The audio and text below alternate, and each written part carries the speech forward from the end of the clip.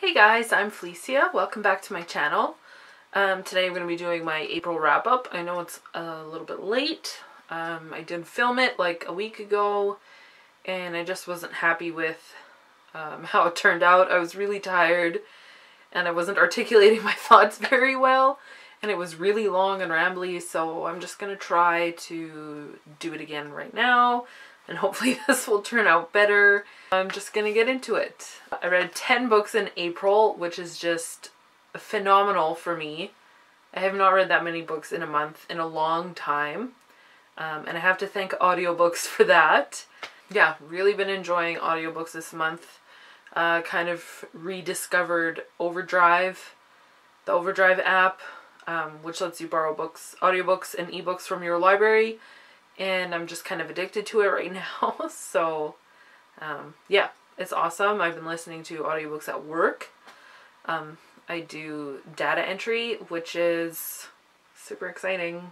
So I listen to audiobooks while I do data entry. And sometimes I can listen to a book in 2 days. Usually it's like 3 or 4. But yeah, so it depends how long they are. But yeah, so I'm really enjoying that, getting a lot of books read that way. But yeah, I'm actually going to start with the graphic novels that I read. I read 3 graphic novels. 2 of them were from the library and I had to bring them back already. And one of them I lent to my brother, so I can't show it to you either. But the first one that I read was Avatar: The Search by a bunch of people. I don't remember who. I don't have the book here to look at, but I gave that 5 out of 5 stars. It was fantastic and wonderful, and if you are a fan of the TV show like I am, of Avatar: The Last Airbender, then I would definitely recommend picking up these books. They're just superb, and I just love getting to be with these characters again and going on adventures with them, and yes, I just really highly recommend them. They fill in a lot of time between the end of Avatar: The Last Airbender and the beginning of Legend of Korra. There is a 3rd compilation coming out. No, it is out. It is out already. Like, it came out in April, I think. And so I'm really excited. I'm going to be buying that one very soon. Luckily my husband also enjoys them, so then that's a little bit easier to persuade him that it's a necessary purchase. I recommend it if you like Avatar.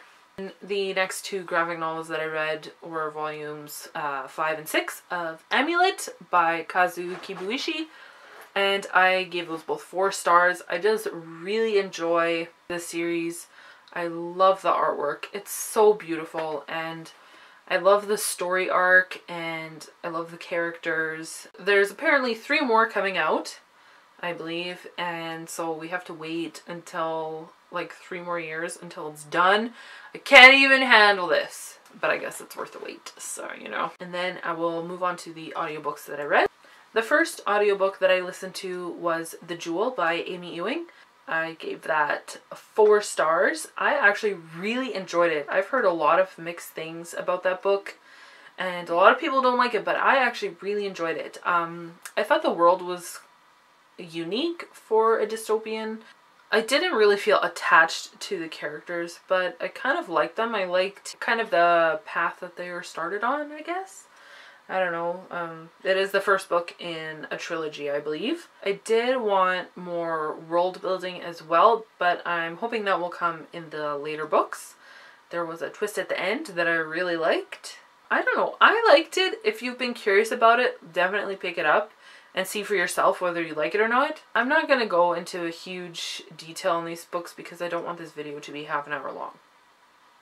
If you want, you can find someone else's book review on it. Or I can, if you want me to do a more in-depth book review, I will gladly do that. Just let me know in the comments. The next audiobook that I listened to was Fangirl by Rainbow Rowell, and I gave that 3.5 stars. I can feel a lot of you just like groaning at me because it's your favorite.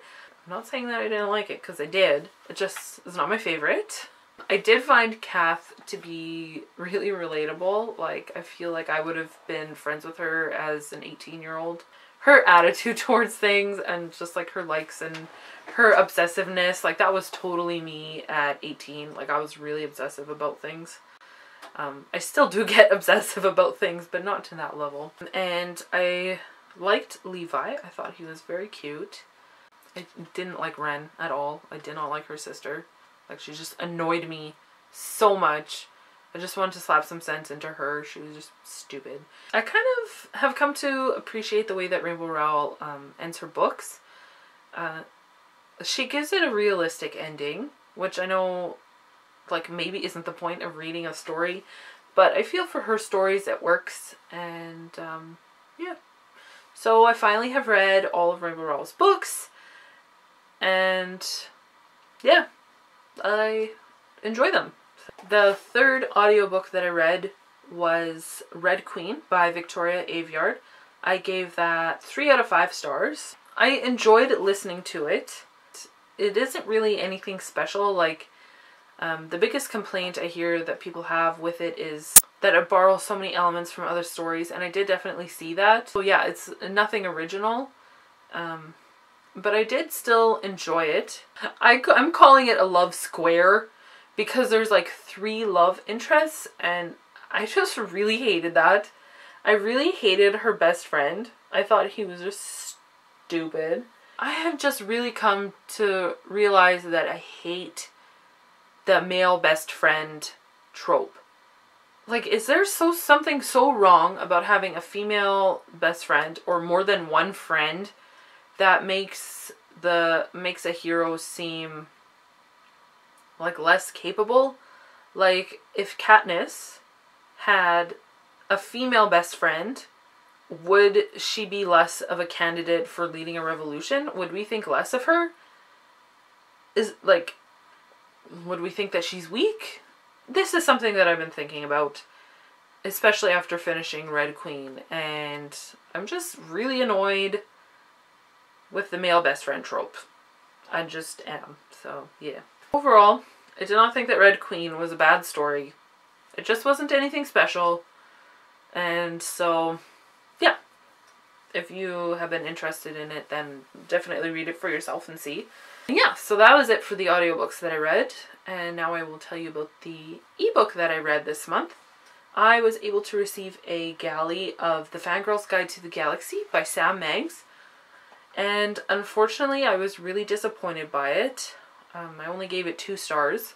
I just found like it was very shallow.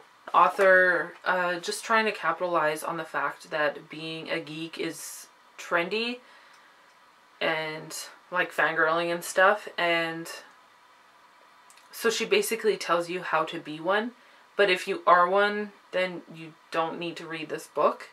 Everything just felt really shallow to me. At the beginning of the book, she tells you how to spot a fangirl from different fandoms, and it's just basically about the swag. Yeah, I just found it to be boring, kind of all over the place, basic stuff, superficial, like focused on the swag and stuff like that, and not actually focused on the stories and why we join these fandoms. Like, ultimately, it's about the stories and the characters that we love, right? And it's not about the cool stuff. And that's just how this book felt to me. In the Geek Girl's Litany for Feminism, she says, "I am the doctor, not a companion." And that makes me wonder if she has seen Doctor Who, because does she know about the companions? Because those ladies are pretty fierce. Just blah.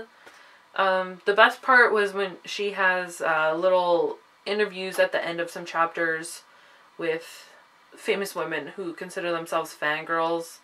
So she had some interviews with authors, TV writers, gamers, other things I can't remember right now. And those were pretty cool. And yeah, I don't know. It just was it felt kind of fake and superficial. Also, the author herself rated it 5 stars on Goodreads. And that just turns me off when I see that an author has rated their own books 5 stars. Like, is anybody else with me? that is just super tacky and in bad taste. So 2 stars for Fangirl's Guide to the Galaxy. Like, I would totally just, I know I'm dashing some of your expectations for this book. And like always, pick it up for yourself and see if you want to. But for me, this was just an unnecessary book. I skim read a lot of it because it was just boring. So yeah, sorry. And then after that, I did try to read another ebook. I also received it straight from the author for review, and that was called Wasted by Shonta Grimes. And she is self-publishing this book, and so I wanted to read it and review it to help get the word out. Unfortunately, this is just not a book for me. It's super, super gritty, like really gritty. It's about a boy who's 14, and his best friend does something really, really bad and kind of drags him along with, and these boys are 14 and they're already like doing a lot of drugs and smoking and drinking, and like I understand that this is a reality for people. Yeah, like I understand, but it's just, and then there was like there's just lots of swearing and F-bombs, and I don't appreciate that. And so it was just getting really hard to read, and then it got to a certain point, and then I was like, no, I can't finish this book. It's about 200 pages. I got 50 pages in, and I just had to stop. Some people do like to read these kind of books, and so I'm gonna put it out there. I think some people really would enjoy it. The writing wasn't bad. And yeah, if you kind of like this kind of story, where kids are growing up in a really bad situation and they kind of have to overcome their bad situation, you might like this. Like I said, it's being self-published, and I looked on her blog. She writes a blog, which I will link down below, and I looked on her blog and I couldn't find any information on where you can get this book, how you can get it. So I think I might email her and ask if someone wanted to read this book, where they could get a copy of it. If I get a response, I'll leave the information down below as well. Otherwise, I'll just have a link to her blog, and maybe you could email her yourself if you're interested in reading it. But yeah, and I couldn't give that a rating because it's just not my kind of book at all. So yeah, so that was Wasted by Shonta Grimes. I don't know what I was expecting from a book with a title called Wasted. Whatever. So yeah, I'm smart. Okay, now I will move on to the physical books that I read. The first physical book that I read was a library book, so I had to return that. And that was Fire and Flood by Victoria Scott. I gave that 3.5 stars. I actually really enjoyed it. The beginning was a little rough for me. I felt like the character was being really dumb, and I had to get used to her voice. As the book went on, I really enjoyed, or like I actually came to relate with her voice, because she wrote in a realistic way, I thought. And as the book goes along, you see like immense character growth, in my opinion. The thing that annoyed me most about the book was that all of the world building is literally in the last 50 pages of the book. So you have to go through the majority of the story knowing almost nothing about the world and this competition and what's going on. Yeah, I was starting to get really annoyed about halfway through. I'm like, I just want to know some stuff, okay? But I did find the writing to be quite addicting. Like, I just wanted to keep reading it. The story was fast-paced, and I thought it was pretty good. So yeah, if you're reading it, like, just beware that the world building does not happen right away. I'm waiting for my library to get the next book in. I think it is only a duology, so that's cool. And finally, a book that I can show you. The next book that I read was All the Light We Cannot See by Anthony Doerr. I finally read this beautiful book. Like, just look at this cover. It's beautiful. And I gave it 5 stars. And I was expecting to give it 5 stars when I started reading it. This is a World War II fiction story. And if you know me, and you've been around here for a while, you know that I'm all about that World War II fiction. This book has 2 main characters, and the story switches off between them each chapter, and it does have some other characters' perspectives mixed in there. The chapters in this are quite short. Like, the longest chapter is maybe 10 pages out of a 500-page book. 530-page book. And I just loved it. I got attached to the characters very quickly. This book was very slow to get into, slow to start. And it just felt like a slow walk. I enjoyed that. I like books that have a slow pace sometimes. It's more character driven than plot driven. And I thought the writing was absolutely beautiful. He just had a way of spinning his words to evoke a certain emotion and feeling and just the atmosphere of where they are and what was going on. It was just wonderful, and capturing the emotions and the feelings of the characters. It was just beautiful. And yeah, like I said, I got so attached to the characters. Even the side characters, like, they were so well developed, and I just love them. The book takes place, it starts in 1944 and then switches to 1934, and then it switches off in chunks between those 2 time periods, catching up to the 1944 event. The way that he was able to tie all of that together and just move the story along was just amazing, because you find out things in 1944 and then you can see the foreshadowing in the 1934 parts, and just the way that he uses that, and then you start putting the pieces together, and it just was so well done. It was so brilliant. And like, if you want to read a story that has your heart in pieces towards the end, then yeah, read this, because that will do that. Please read it. It's beautiful. Give it a chance if you're having a hard time. Like, please just do it. And then the final book that I read was The Screwtape Letters by C.S. Lewis. I was a part of the read-along that was hosted by Chapter Select, Novels and Nonsense, Maureen Keevy, E. Books, and Vincent Van Stop. They had a live show and everything, and I watched part of it, and it was cool.